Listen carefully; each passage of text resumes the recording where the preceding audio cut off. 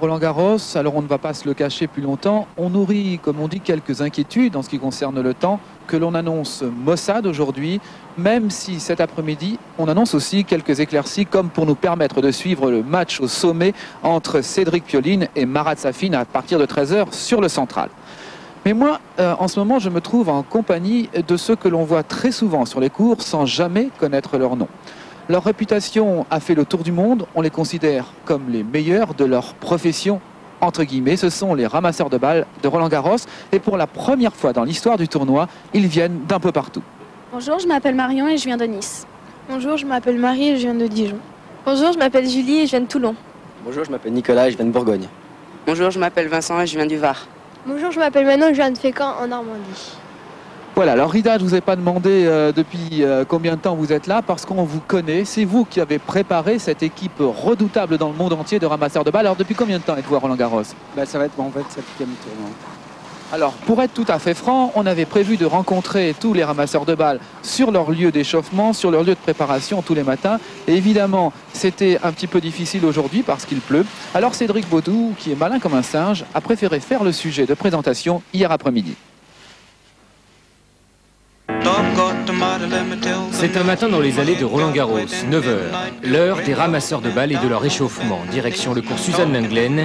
Ici, avant l'ouverture des portes, tous les ramasseurs de la quinzaine s'échauffent par petits groupes de 12. Un véritable programme de sportifs de haut niveau.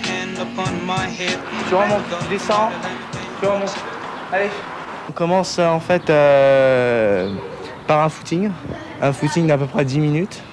Ensuite, il travaille,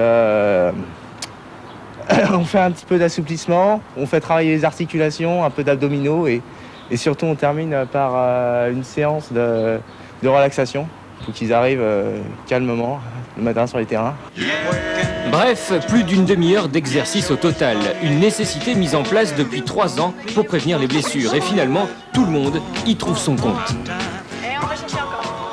Ça nous permet de nous échauffer les muscles, vu que sur le terrain, on peut rester par exemple 5 minutes sans bouger, et d'un seul coup, il va falloir aller chercher une balle, on est obligé de s'échauffer quand même, parce qu'autrement, on peut se blesser facilement.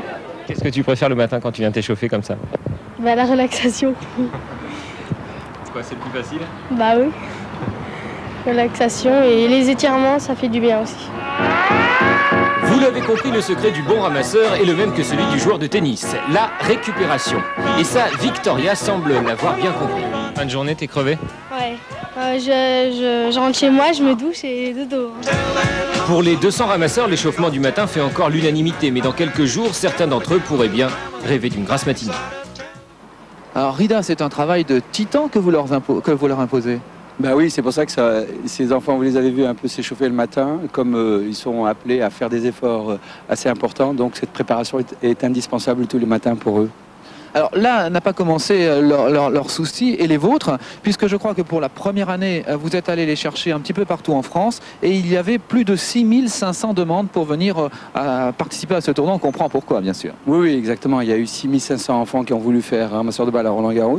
Donc, comme vous l'avez dit, c'est la première fois où nous-mêmes, mon équipe et moi-même, on s'est déplacés dans 8 régions de France et on a été sélectionner les enfants sur place, chez eux, pour leur permettre de venir participer à ce grand tournoi.